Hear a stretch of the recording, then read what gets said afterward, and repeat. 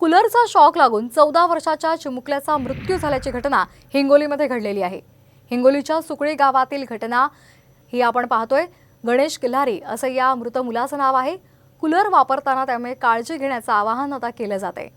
हिंगोलीच्या सुकळी गावातली ही दुर्दैवी घटना 14 वर्षाच्या मुलाचा कूलरचा शॉक लागून मृत्यू झालेला आहे। या संदर्भात अधिक माहिती घेऊयात आमचे प्रतिनिधी संदीप नागरे यांच्याकडून। संदीप, का अधिकचे अपडेट्स?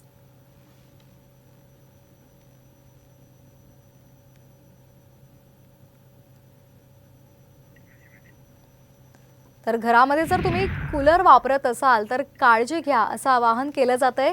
या संदर्भात अधिक माहिती घेऊयात आमचे प्रतिनिधी संदीप यांच्याकडून। संदीप, अतिशय दुर्दैवी अशी ही घटना आहे।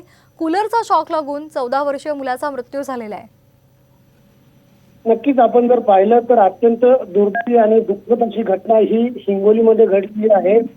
हा चिमुकला घरामध्ये कूलरवरती वापरातील जी वस्तू होती ती घेण्यासाठी या ठिकाणी गेलेला होता आणि ती घेत असतानाच अचानक त्याला हा शॉक बसला आणि तो जागेवरतीच कोसळला।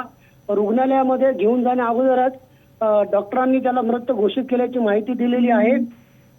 अनेक जण घरामध्ये कूलर वापरताना योग्य ती खबरदारी घेत नसल्यामुळे अशा प्रकारच्या घटना घडत असल्याचं प्रशासनानं सांगितलं असून प्रशासनानं आता नागरिकांना काळजी घेण्याचं आवाहन केलेलं आहे।